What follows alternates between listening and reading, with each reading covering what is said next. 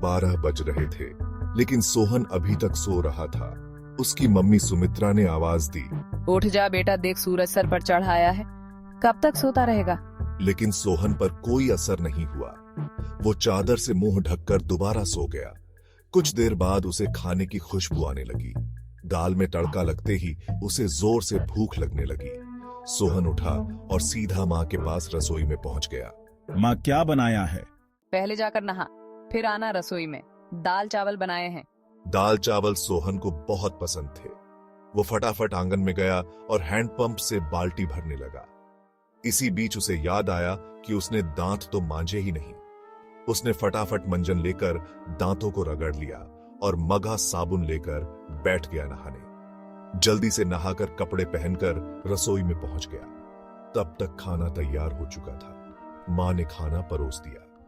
खाना बहुत ही स्वादिष्ट बना था। सोहन ने भरपेट खाना खाया।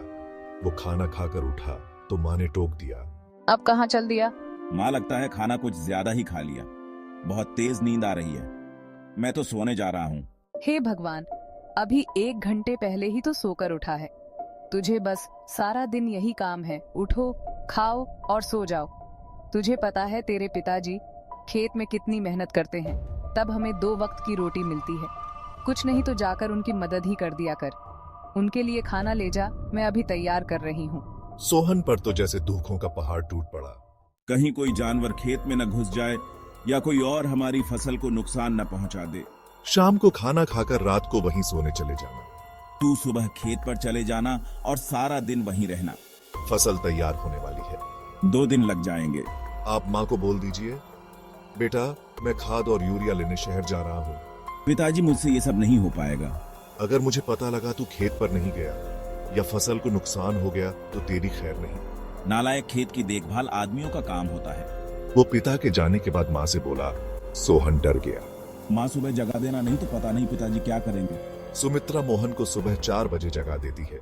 सोहन हाथ में फावड़ा लेकर खेत में पहुंच जाता है। वहां जाकर देखता है चारों ओर ठंडी हवा चल रही थी। वो एक पेड़ के नीचे बैठ जाता है।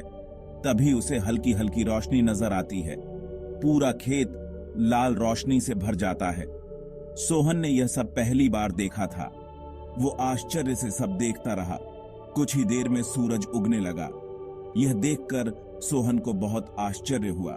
कुछ ही देर में सभी गांव वाले खेत में काम करने आ गए। सब अपने अपने खेत पर काम कर रहे थे। सोहन पेड़ के नीचे बैठा था।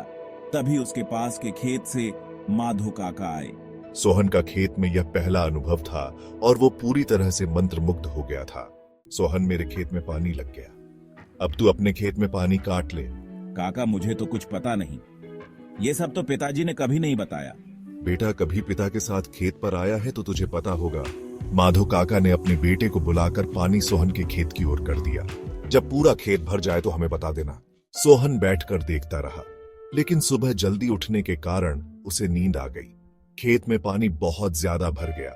तभी माधो काका दौड़ते हुए आए। नालायक यहाँ सोने आया था। अपने पिता की सारी मेहनत बर्बाद कर दी। सारी फसल नष्ट हो गई। सोहन हड़बड़ाकर उठा। उसका खेत पानी से लबालब भरा हुआ था। माधो काका ने जल्दी से पानी दूसरी ओर काटा, लेकिन तब तक बहुत देर हो चुकी थी। लगभग आधी फसल खराब हो चुकी थी। काका, अब कुछ नहीं हो सकता क्या? नहीं बेटा, तैयार फसल का ध्यान बच्चे की तरह रखना पड़ता है।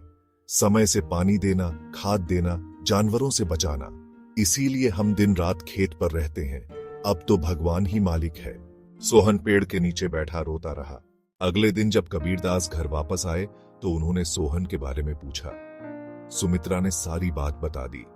कबीरदास सब छोड़कर दौड़ते हुए खेत पर पहुंचे। उन्होंने देखा सोहन पेड़ के नीचे बैठा रो रहा था। आधी फसल खराब हो चुकी थी। पिताजी, मुझे माफ कर दीजिए। मेरे आलस ने इतना बड़ा नुकसान कर दिया। आप चाहें तो मुझे पीट लीजिए। नहीं, तुझे मारने से फसल ठीक नहीं होगी। वादा कर आज के बाद कभी आलस नहीं करेगा। चल अब घर चल, वही बात करेंगे। दोनों घर आ जाते हैं। सोहन की आंखों से अब भी आंसू बह रहे थे। सुमित्रा ने उसे खाना दिया, लेकिन उसने नहीं खाया और वो अपने कमरे में जाकर रोने लगा। जी, अब क्या होगा? आधी फसल तो बर्बाद हो गई। सुमित्रा, कोई घाटे का सौदा नहीं है। आधी फसल देकर अगर बेटा सुधर गया तो यही काफी है। कबीरदास ने सोहन को बुलाया। बेटा, अब तो नुकसान होना था हो गया। अब हमें कल से आधे खेत की फसल उखाड़कर दोबारा बोनी होगी। पिताजी, आप बाकी आधे खेत में खाद यूरिया लगाकर उसे काटने का इंतजाम कीजिए। मैं इस पर अकेले काम करना चाहता हूँ। अगले दिन सुबह 4 बजे सोहन अपने पिता के साथ खेत पर पहुंच गया और पिता के बताए अनुसार खेत पर काम करने लगा। 4 महीने कठिन परिश्रम करने के बाद नई फसल कुछ बढ़ती हुई दिखाई देने लगी। सोहन अब एक कर्मठ, मेहनती इंसान बन चुका था।